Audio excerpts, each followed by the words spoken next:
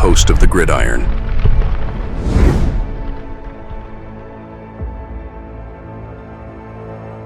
Fourth and goal to go with the 2. 34 seconds left to go in the ball game. This is the play right now. Takes the snap. Targeted goes in. Targeted all alone. And the quarterback keeps. Wow, what a call. Nobody touched him.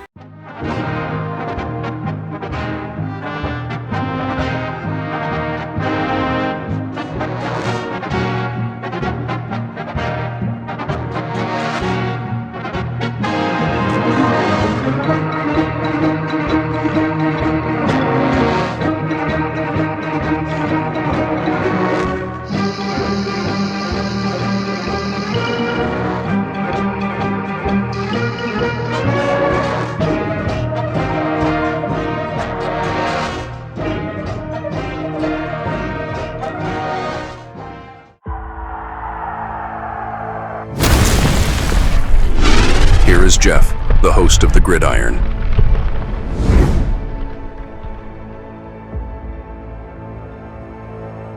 Fourth and goal to go with the 2.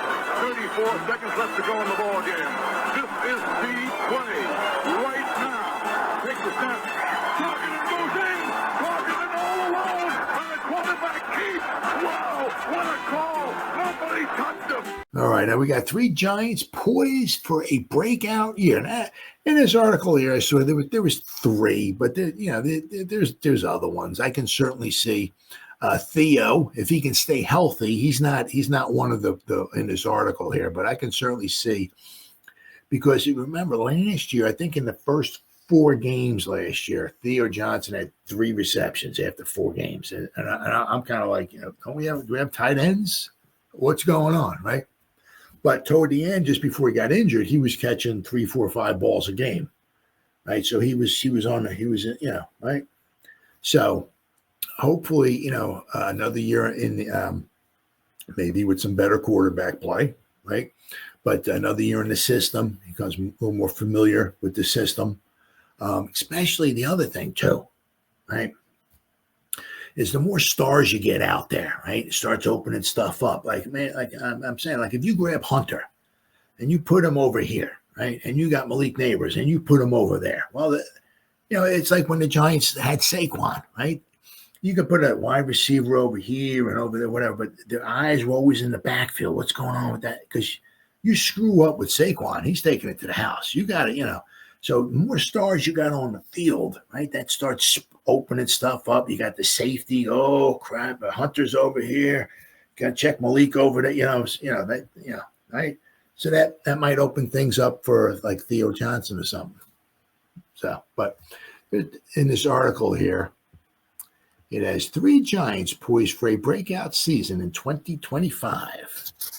Amid all the talent on their roster, these 3 Giant players are bound to take the next step towards impacting the team at a higher level next season. We'll see. Giants' 2024 season came nowhere close to anybody's even mild expectations for the franchise celebrating its centennial anniversary. But that did mean a historically awful campaign didn't reveal some promising pieces for the roster to build upon. While the Giants lost all hope for the season, given their inept play at the quarterback position and the injuries that had piled up quickly, a star was to be found in the performances of a few critical players in the locker room who ascended early to offer some credence to the work of General Manager Joe Schoen and head coach Brian Daboll. On the other hand, some players struggled to cement their roles on the team or fell deeper into the pit of uncertainty about whether they'd remain with the Giants organization long-term or become a future roster casualty. Entering this offseason, Shane had been tasked with strongly revamping the team's roster with either veteran talent that can upgrade the positions or depth that can take over in the event of the relentless ailments returning next season. Yep. I mean, it's one thing with the Giants, freaking injuries. He's done a pretty good job of that so far, and depending on how certain pieces pan out, will likely continue his search during the season. As the Giants head into their current regime, it's treating as a make or break season in 2025. These same members of both sides of the fence will have the challenge of replicating their efforts to help the team reach higher peaks or picking up the slack they want to remain a face in New York for years to come. So, the first guy I got here, whether they already have shown the ability to do it or must come up with it, let's dive deeper into the three giant players poised for a breakout next fall. Well, one of them is Tyler Nubin. Unfortunately, he was one of the ones that got injured, right? But he was having himself a fine campaign. I think he was leading the team in tackles, right? And now we got Holland back there too. So I think we got ourselves two fine safeties. Among the few hits that Joe Schoen seemingly made in the 2024 draft class, one of the early discoveries of success was his second-round selection of safety Tyler Nubin. Giants tabbed the Minnesota product in last April's draft after the front office didn't bring back veteran Xavier McKinney to maintain his starting role in the defensive secondary. Instead, they let him run off to a larger bag in Green Bay and pursued one of the highest-rated safety prospects in the 2024 class in Nubin to set the foundation of their position group. Despite his inexperience at the NFL level, Nubin almost fit perfectly into the same role that McKinney held for 4 seasons with the Giants. He quickly rose to become one of the Ironman producers for Shane Bowen's defense. He finished second on the team with 98 tackles. Now, he might have led the team in tackles had he not missed the final, 4 or 5 games. He had 98 tackles, 57 solo. 4 tackles were for loss, 1 pass deflection, and a forced fumble with recovery. Nubin was practically pacing the Giants in tackles for 2 separate 3-week spans. He notched 9 from weeks 5 through 7, and then beat that out by securing 12 in the same span of contests against the Panthers, the Buccaneers, and the Cowboys in the middle of the season. The only thing that stopped the 23-year-old from crossing the 100-tackle threshold and finishing as the Giants' head honcho defensively in his rookie season, right, was a season-ending ankle injury he suffered in Week 14 against the Saints. Okay, Week 4. So he missed the final few games, but he would have had well over 100 tackles. Otherwise, Nubin was a shining player for the Giants and showed he has the intangibles to make it hard for the opposing offense to get past the back line of defense. Against the run, Nubin was an excellent defender who paid no mind to leaving Pinnock up top and entering the box to offer an extra body to trip up the ball carrier. He held a low 7.8 missed tackle rate, which is, especially for the Giants, that's pretty damn good. And those extended into coverage where he allowed no more than 2 mishaps in either zone or press man looks. Nubin returns healthy this summer. He will repeat those numbers in a Giants system that fits his skill set and with an aggressive mentality in pursuing the football and limiting yardage after the catch. He finished in top rookie safeties with under 300 yards of offense allowed, including 48 yards after the catch and 0 touchdowns. That's pretty damn impressive, especially for a rookie. He will also have a great mentor to continue learning from alongside new free agent addition, Javon Holland. Absolutely. One of the league's best defensive ball hawks last year for the Dolphins. And both those guys are young. The secondary is young. Oh, my goodness. And if you grab Hunter and throw him in there in the mix still, whoo, nice. Very, very nice. Giants should be in good hands with the duo serving as the eyes for the entire defense to avoid getting torched through the air again. Now, the next one I have here is Tyrone Tracy. Now, Tracy, unfortunately for Tracy, he in the beginning of the season he wasn't the starter, right? That was Motor Singletary, and unfortunately, in the beginning of the season, that's when the Giants had their I don't want to call them the Fab Five, right? Where we had Thomas, we had Runyon Jr., John Michael Schmitz, right? GVR and Illuminor were healthy for the first 4 or 5 games or so. That's when Motor Singletary was pretty much the starter. After that, that's when Thomas got injured, and we had all the 10 different offensive line combinations out there, and that's when Tracy started becoming the head honcho as far as the running back. So he didn't get to experience, right, the Fab, if you want to call them the Fab Five. the starting five. Because the first 5 games or so, the Giants did not do too bad. According to PFF, and if you do look at the tape, especially Andrew Thomas, he struggled against Myles Garrett. Anybody who struggled against him. The Giants' pass block was not very good against the Browns. But, for the most part, it wasn't too bad the first 4 or 5 games or so. As I said, then once Thomas got injured and all that, then the wheels started falling off the train and everything. But Tracy, not being the starter for the first, 4 or 5 weeks, still wound up with over 1,000 total yards. We're behind a patchwork offensive line. Not too bad. Not too bad at all. And, is he Saquon Barkley? Hell no, right? But he's got the receiver mentality as well, too. So he's got a little bit of both. And let's not forget, he had a couple long runs in there, too. So he can give him a hole. He can take it to the house, right? So he's one of the ones that they brought up in this article. When the Giants ultimately lost Saquon in free agency, joining the biggest divisional rival, the Eagles, the team's backfield looked like it would be in shambles ahead of this 2024 season. Joe Schoen's first move was to sign Devin Singletary, a familiar veteran from his and Brian Dable's Buffalo days.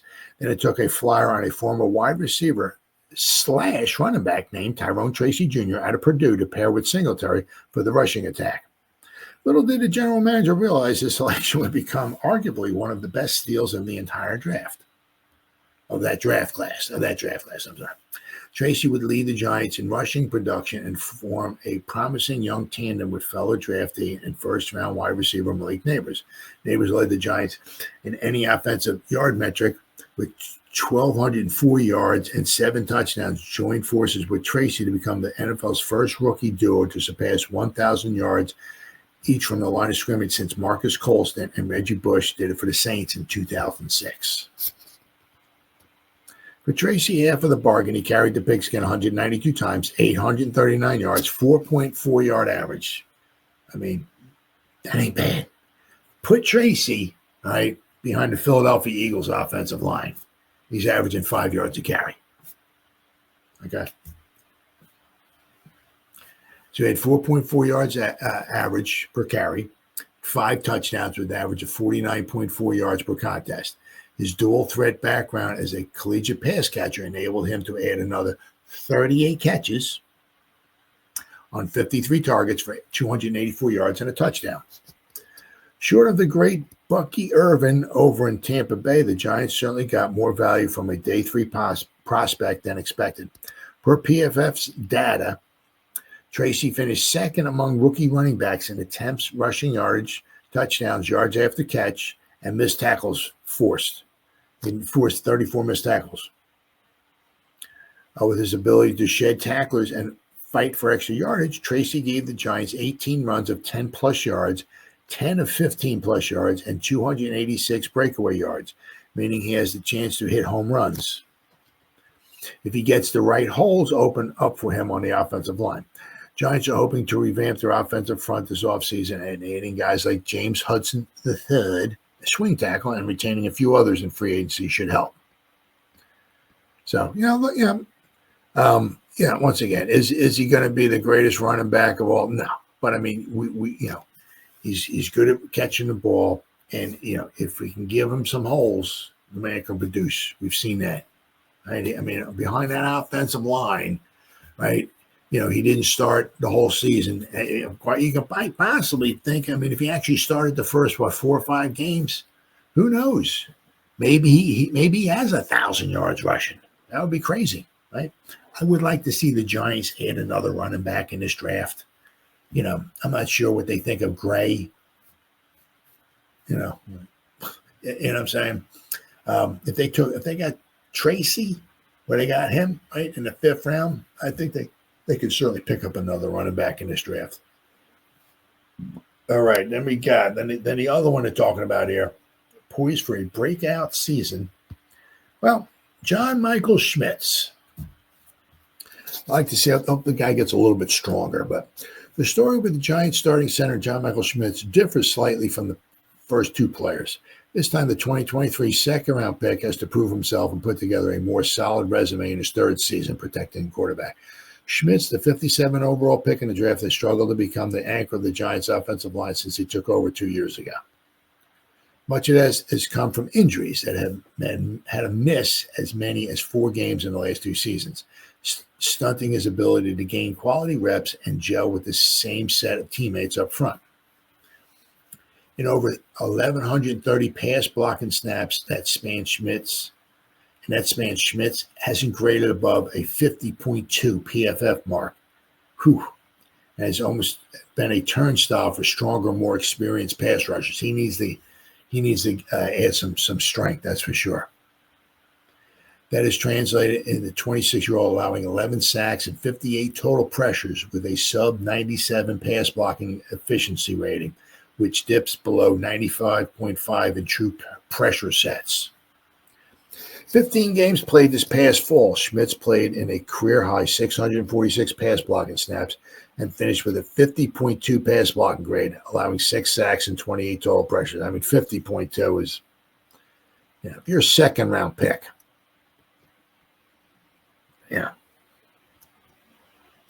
he saw 337 snaps and earned a slightly better 67 grade, but he was penalized 5 times, which didn't help the Giants set the tone in the trenches and often put them back into difficult long yardage situations. What also doesn't help Schmidt's case is that he is slightly undersized for a starting caliber offensive lineman. 6'3", 310 pounds. I mean, 6'3" is not that bad. I mean, but when you're 310 and you're going up against sometimes, obviously, like a sexy Dexy, somebody's 340, 350, whatever, makes it difficult. You don't have to be. I mean, right? Yeah, you don't have to be huge, right? Because Jason Kelsey, not big at all. But if you're good with angles and all that stuff and everything, you can be effective without being big, right? But not everybody's a Kelsey, right? But I mean, I think Schmitz, if he keeps continuing to get a little bit stronger, hopefully he'll get better. But really for a second round pick, especially a center,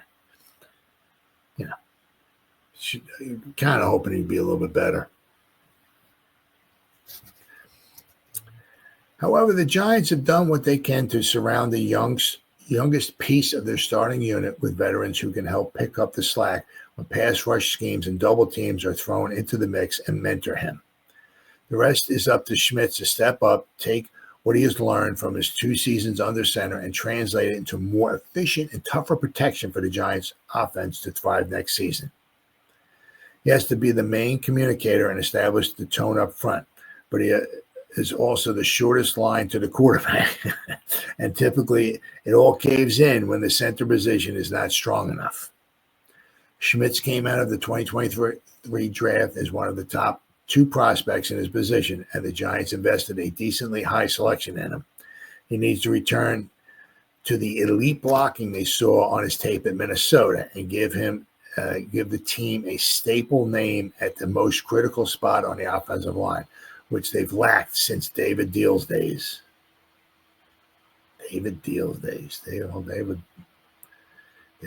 wasn't the center. I don't know where they came from that, but anyway, not that position will become a serious need that the Giants must tackle before the calendar reaches this time next year once they lock down the guard and tackle positions. So, I mean, that's one thing. Shane says quite a bit, and you hear talk that floated around out there a lot of times is, by the 3rd season, that's what the person's going to be, right? The first season they're learning, second season they're learning, but usually, for the most part, right? Once they get to that 3rd season, whatever they're, that's their ceiling. They're not going any higher. So let's see what he is. I mean, he's smart. I'm sure he's a great teammate, good communicator, all that stuff and everything. But I can be smart. I can be good communicator and all that stuff. And everybody put me in at center and we're in a lot of trouble, right? So, he's got to get stronger. So let's see what he does this year. if he struggles once again this season, Giants might be on the lookout once again, maybe for another center. But gotta give him another season.